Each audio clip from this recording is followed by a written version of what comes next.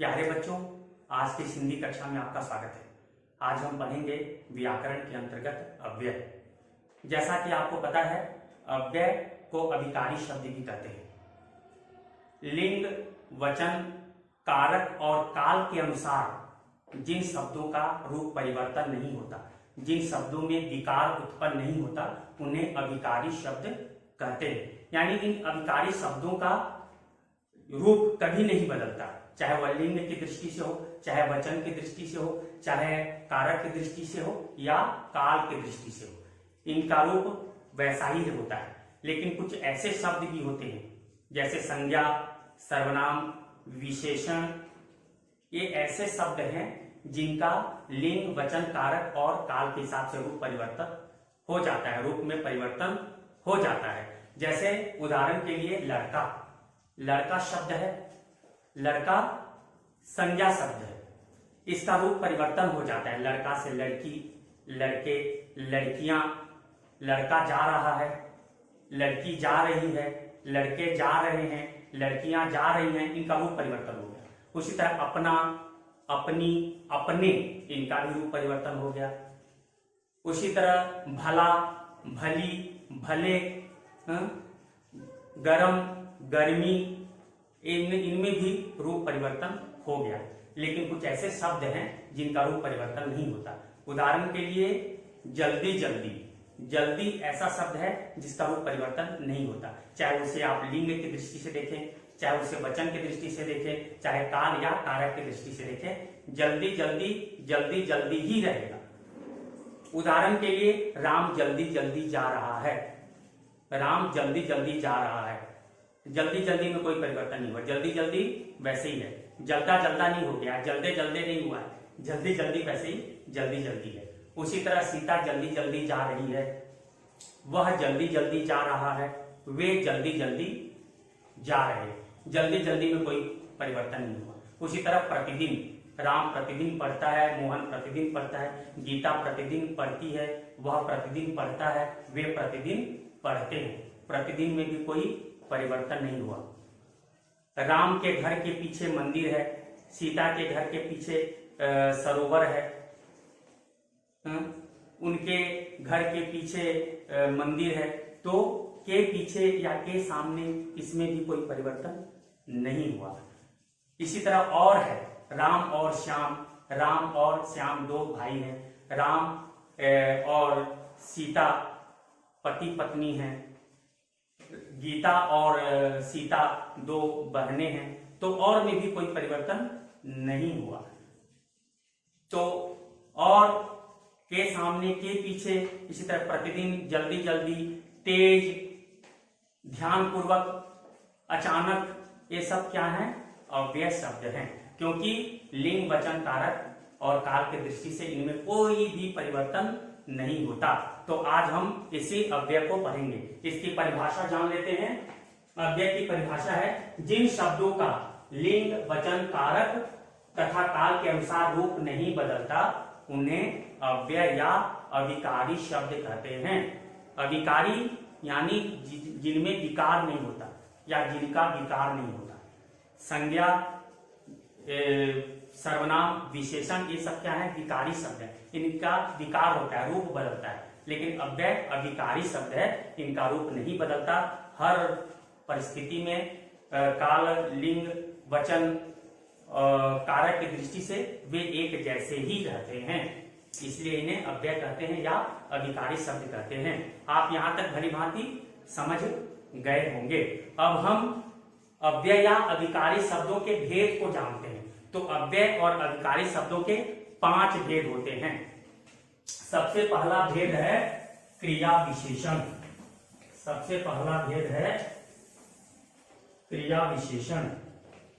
पहला है क्रिया विशेषण। क्रिया विशेषण अव्यय, क्रिया विशेषण अव्यय। इसके बाद दूसरा है संबंध बोधक, संबंध बोधक, संबंध बोधक अव्यय। तीसरा है समुच्चय बोधक, समुच्चय बोधक समुच्चय बोधक अव्यय। चौथा है विस्मयादि बोधक, विस्मयादि बोधक।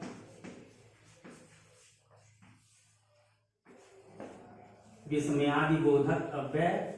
और पांचवा है निपात। तो अव्यय के 5 भेद हुए। 5 भेद: क्रिया विशेषण अव्यय, संबंध बोधक अव्यय, समुच्चय बोधक अव्यय, और चौथा है विस्मयादि बोधक अव्यय, और पांचवा है निपात। तो सबसे पहले हम क्रिया विशेषण को समझते हैं। क्रिया विशेषण जैसा नाम ही है, आपको पता है, क्रिया विशेषण यानी जो क्रिया की विशेषता बतलाता है। आपको पता है विशेषण क्या है? संज्ञा और सर्वनाम की जो विशेषता बतलाता है उसे कहते हैं विशेषण, और जो क्रिया की विशेषता बतलाए उसे कहते हैं क्रिया विशेषण। वह तेज दौड़ता है। दौड़ता है क्रिया है, इसकी दौड़ता है कि क्या विशेषता है? तेज, यानी वह तेज दौड़ता है। राम तेज दौड़ता है। दौड़ता है की विशेषता है क्या है? तेज। तो तेज क्या है? क्रिया विशेषण। वह ध्यान पूर्वक पढ़ता है। पढ़ता है क्रिया है। क्रिया की क्या विशेषता है? ध्यान पूर्वक, यानी वह ध्यान पूर्वक पढ़ता है। तो ध्यान पूर्वक क्या है? क्रिया विशेषण। वह धीरे धीरे चलता है। चलता है क्रिया है, इसकी क्या विशेषता है? धीरे धीरे। हिरण तेज दौड़ता है। दौड़ता है क्रिया है, इसकी क्या विशेषता है? तेज। वह जल्दी आ गया। आ गया क्रिया है, इसकी क्या विशेषता है? जल्दी। तो इसी तरह क्रिया विशेषण जो क्रिया की विशेषता बतलाए। क्रिया विशेषण के 4 भेद होते हैं। पहला है रीतिवाचक क्रिया विशेषण, दूसरा स्थानवाचक क्रिया विशेषण, तीसरा है कालवाचक क्रिया विशेषण, और चौथा है परिमाणवाचक क्रिया विशेषण। हम यहाँ अभी केवल 5 अव्यय के विषय में पढ़ेंगे। इन अव्यय का भी जो भेद है उसे हम दूसरे वीडियो में पढ़ेंगे। मैं इस वीडियो को 3 भाग में बनाऊंगा। पहला भाग है, इसमें हम केवल 5 अव्यय के विषय में समझेंगे। दूसरे भाग में हम क्रिया विशेषण संबंध बोधक के विषय में समझेंगे, और तीसरे वीडियो में हम समुच्चय बोधक अव्यय, विस्मयादि बोधक अव्यय और निपात के विषय में समझेंगे। इस तरह से 3 वीडियो में हम भली भांति अव्यय को समझ जाएंगे। तो जैसा कि हमने क्रिया विशेषण को समझा, जो क्रिया की विशेषता बतलाता है उसे कहते हैं क्रिया विशेषण। वह तेज दौड़ता है। दौड़ता है क्रिया, उसकी विशेषता है तेज। तो इस तरह से आप समझ गए कि क्रिया विशेषण किसे कहते हैं। नामी है, क्रिया की विशेषता बताने वाले को कहते हैं हम क्रिया विशेषण। ठीक है। इसके बाद है संबंध बोधक अव्यय। नाम से ही आपको पता चल गया, संबंध बोधक अव्यय यानी वाक्य में संज्ञा और सर्वनाम का संबंध दूसरे शब्दों से जो बतलाता है उस शब्द को कहते हैं संबंध बोधक अव्यय। संबंध बोधक यानी एक वाक्य में संज्ञा और सर्वनाम का संबंध उसी वाक्य में दूसरे शब्दों से जो बतलाता है उसे कहते हैं संबंध बोधक अव्यय। जैसे राम के घर के पीछे तालाब है। राम के घर के पीछे, उदाहरण के देख लेते हैं। राम के सामने मोहन खड़ा है।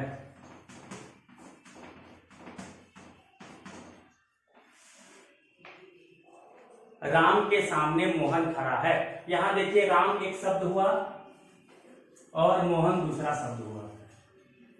ठीक है। इन दोनों का संबंध कौन दिखा रहा है? के सामने। के सामने से हम दोनों के संबंध को जान गए। राम के घर के सामने मंदिर है। राम के घर के सामने मंदिर है। तो यहां क्या है? राम के घर है, के सामने मंदिर है और दूसरा मंदिर है। तो मंदिर और घर, इन दोनों के संबंध को बतला रहा है के सामने। मोहन के घर के पीछे तालाब है। मोहन के घर के पीछे तालाब है। तो यहाँ घर और तालाब दोनों के संबंध को के पीछे से हम समझ रहे हैं। तो यहाँ के सामने, के पीछे, के आगे, के नीचे, के ऊपर, ये सारे क्या हैं? संबंध बोधक अव्यय हैं। अगर केवल सामने है तब वो संबंध बोधक अव्यय नहीं हो सकता। अगर के सामने लग गया, के लगना जरूरी है, अगर के सामने लग गया तो वह संबंध बोधक अव्यय है। पीछे तो संबंध बोधक अव्यय नहीं होगा। अगर के पीछे लग जाता है तो संबंध बोधक अव्यय है। संबंध बोधक अव्यय में के आगे, के पीछे, के नीचे, के ऊपर ये शब्द लगता है। ठीक है, क्योंकि यह क्या करता है? संज्ञा और सर्वनाम का संबंध उसी वाक्य में प्रयुक्त दूसरे शब्दों से दिखलाता है। तो के सामने, के आगे, के पीछे, के ऊपर, के नीचे, के दाएं, के बाएं से हम आराम से समझ सकते हैं। ठीक है, अगर सामने है तो वह क्रिया विशेषण हो गया, पीछे है तो वह क्रिया विशेषण हो गया, लेकिन के सामने हो गया, के पीछे हो गया तो वह क्या हो जाएगा? संबंध बोधक अव्यय हो जाएगा। ठीक है, इसके बाद अब हम समझेंगे समुच्चय बोधक अव्यय। संबंध बोधक अव्यय के भी कुछ भेद हैं, इन भेद को फिर हम दूसरे वीडियो में समझेंगे, विस्तार से समझेंगे। अभी हम समझ लिए समुच्चय बोधक, अब समझेंगे समुच्चय बोधक अव्यय। समुच्चय बोधक अव्यय क्या है? समुच्चय बोधक अव्यय वे शब्द होते हैं जो वाक्य में शब्दों को, वाक्यांशों को और वाक्य को जोड़ते हैं। यानी समुच्चय बोधक अव्यय वे अव्यय हैं जो वाक्य में शब्दों को, शब्दांशों को और वाक्य को आपस में जोड़ते हैं। समुच्चय बोधक अव्यय के द्वारा हम वाक्य को आपस में जोड़ते हैं, शब्दों को आपस में जोड़ते हैं और शब्दांशों को आपस में जोड़ते हैं और जोड़कर वाक्य बन जाता है। उदाहरण के लिए राम और श्याम दो भाई हैं। यहाँ जो और है, और ये और, राम और श्याम, ये और क्या है? ये समुच्चय बोधक अव्यय है। राम और श्याम दो भाई हैं, मोहन और दिनेश दो मित्र हैं, सीता और गीता दो बहनें हैं, सीता और गीता दो सखी हैं। तो ये सब क्या है? और जो है दो शब्दों को जोड़ रहा है, राम और श्याम। जैसा कि कहा गया है कि यह दो शब्दों को, दो शब्दांशों को और दो वाक्यों को भी जोड़ता है। तो यहाँ पे राम और श्याम, ये श्याम है और ये राम है, ये दो शब्द हैं, इनको और से जोड़ा गया है। तो ये और क्या है? समुच्चय बोधक अव्यय है। आप शरबत पिएंगे या चाय, आप शरबत पिएंगे या चाय, तो यहां शरबत और चाय को या से जोड़ दिया गया है। आप शरबत पिएंगे या चाय, तो या क्या है? ये समुच्चय बोधक अव्यय है। हमारे विद्यालय में संस्कृत अथवा हिंदी पढ़ाई जाती है। हमारे विद्यालय में संस्कृत अथवा हिंदी पढ़ाई जाती है, यानी संस्कृत पढ़ाई जाती है या संस्कृत के बदले हिंदी पढ़ाई जाती है। तो यहां अथवा क्या है? समुच्चय बोधक अव्यय है। मैं जा रहा था लेकिन रुक गया, मैं जा रहा था लेकिन रुक गया। मैं जा रहा था एक वाक्य है, रुक गया दूसरा वाक्य, इसको जोड़ा गया किससे? लेकिन से। तो लेकिन क्या है? समुच्चय बोधक अव्यय है, इसलिए समुच्चय बोधक अव्यय है। तो समुच्चय बोधक अव्यय क्या करता है? वाक्य में शब्द को, शब्दांशों को और वाक्य को आपस में जोड़ता है। इसलिए इसके भी दो भेद होते हैं, एक है समानाधिकरण समुच्चय बोधक अव्यय और दूसरा है व्यधिकरण, व्यधिकरण समुच्चय बोधक अव्यय। तो समानाधिकरण और व्यधिकरण, इन दोनों को हम अगले वीडियो में भली भांति समझेंगे। इसके बाद है विस्मयादि बोधक अव्यय। जैसा कि आपको पता है, विस्मयादि यानी विस्मय, आश्चर्य। तो जिस अव्यय के द्वारा, जिस अव्यय से हर्ष, शोक, आश्चर्य, घृणा, दुख आदि मनोभावों को व्यक्त किया जाता है, उसे कहते हैं विस्मयादि बोधक अव्यय। या जो अव्यय वाक्य में हर्ष, शोक, घृणा, आश्चर्य आदि मनोभावों को व्यक्त करते हैं, उन्हें हम विस्मयादि बोधक अव्यय करते हैं, अव्यय कहते हैं। इसमें क्या होता है? हर्ष, शोक, घृणा, आश्चर्य आदि मनोभाव दिखलाई पड़ते हैं। उदाहरण के लिए, वाह तुम आ गए, वाह तुम आ गए, ये जो वह तुम आगे क्या है, ये हर्ष। वह तुम आगे हर्ष। शाबाश तुमने यह कार्य कर लिया। शाबाश तुमने यह कार्य कर लिया। शाबाश क्या है, हर्ष है या प्रशंसा बोधक है। इसी तरह छी, इतना गंदा कार्य करते हो, तो छी, इतना गंदा कार्य करते हो, इसमें छी क्या है, घृणा वाचक है। इसी तरह अरे तुम आ गए, अरे यहां आश्चर्य बोधक है, यहां आश्चर्य दिखलाया जा रहा है, विस्मय है, अरे तुम आ गए। इसी तरह बाप रे बाप इतना बड़ा सांप, बाप रे बाप इतना बड़ा सांप, तो बाप रे बाप क्या है, भय सूचक है। तो इस तरह से विस्मयादि बोधक अव्यय में हर्ष, शोक, घृणा, आश्चर्य जैसे भावों को दिखलाया जाता है। और एक चीज मैं आपको ये बता दूं कि इसमें विस्मयादि बोधक चिन्ह लगाया जाता है। जैसे अरे, अरे ये विस्मयादि बोधक चिन्ह है। अरे तुम आ गए, तुम आ गए, अरे तुम आ गए, यहां आश्चर्य है। शाबाश, शाबाश ये भी विस्मयादि बोधक चिन्ह है। शाबाश तुमने कमाल कर दिया, तुमने कमाल कर दिया। इसके बाद छी, ऐसा कार्य न करो, ऐसा कार्य मत करो। यहां छी है, विस्मयादि बोधक चिन्ह लगा हुआ है। यहां शाबाश है, विस्मयादि बोधक चिन्ह लगा हुआ है। अरे यहां विस्मयादि बोधक चिन्ह लगा हुआ है। ये विस्मयादि बोधक जो चिन्ह होता है, इसे आपको ध्यान रखना है। विस्मयादि बोधक अव्यय में विस्मयादि बोधक चिन्ह लगता है। बिना इस चिन्ह के उसे हम विस्मयादि बोधक अव्यय नहीं कह सकते। ठीक है, इसके बाद हम निपात समझेंगे। निपात ये आखिरी अव्यय है, निपात। वाक्य, जिस अव्यय के द्वारा वाक्य में शब्दों में बल दिया जाता है, जिस अव्यय के द्वारा वाक्य में किसी शब्द विशेष पर बल दिया जाता है और उस बल के कारण अर्थ में परिवर्तन हो जाता है, उसे कहते हैं निपात। उदाहरण के लिए राम घर जाएगा, राम घर जाएगा साधारण है, ठीक है। राम ही घर जाएगा, यहां क्या है, राम ही घर जाएगा, यानी राम को ही घर जाना है, कोई और दूसरा नहीं जा सकता। तुम आओगे यानी तुम आओगे, साधारण सी बात है, कोई दूसरा भी आ सकता है, तुम भी आ सकते हो। केवल तुम आओगे, इसका मतलब केवल तुम्हें आना, कोई और दूसरा नहीं आ सकता।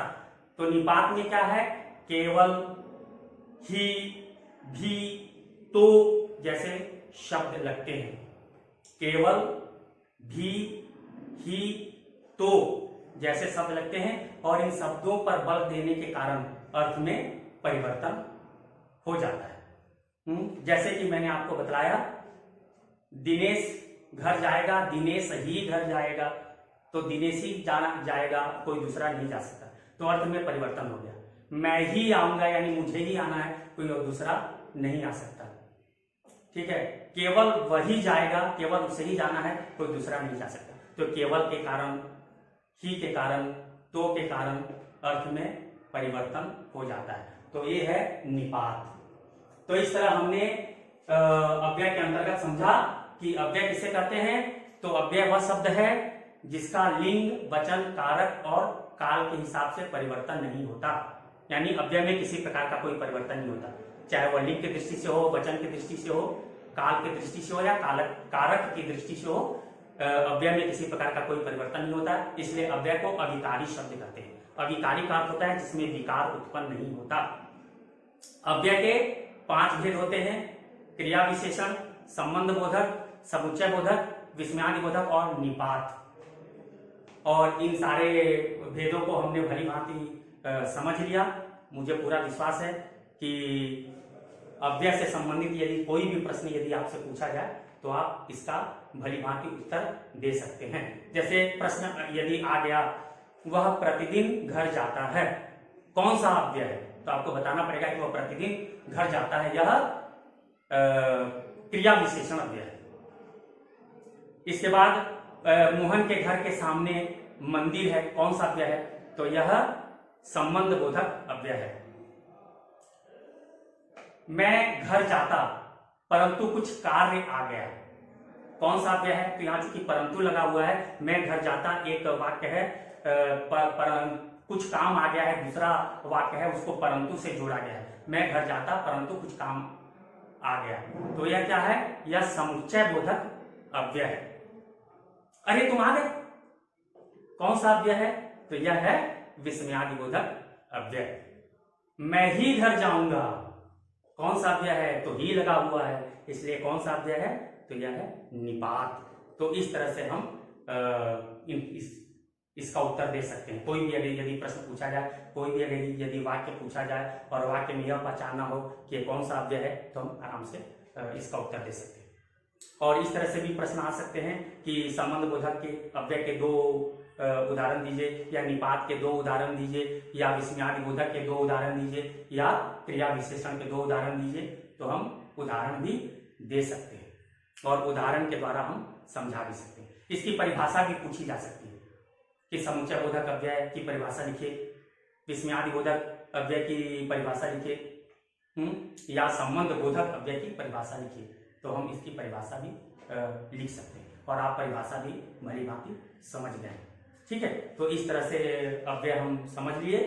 अब मेरा जो दूसरा वीडियो है उसमें हम इस अव्यय के भेदों को समझेंगे, यानी क्रिया विशेषण के जो 4 भेद होते हैं उनको समझेंगे, संबंध बोधक के भी जो भेद होते हैं उनको समझेंगे, समुच्चय बोधक के जो 2 भेद होते हैं उन्हें समझेंगे, और विस्मयादि बोधक को भी किस रूप से हम समझते हैं, किस रूप से हम जान सकते हैं, तो उस विस्मयादि बोधक के भी उस रूप को समझेंगे, और निपात के कितने शब्द होते हैं और जिनके द्वारा हम वाक्य में बल देते हैं उनको भी हम भली भांति समझेंगे। धन्यवाद।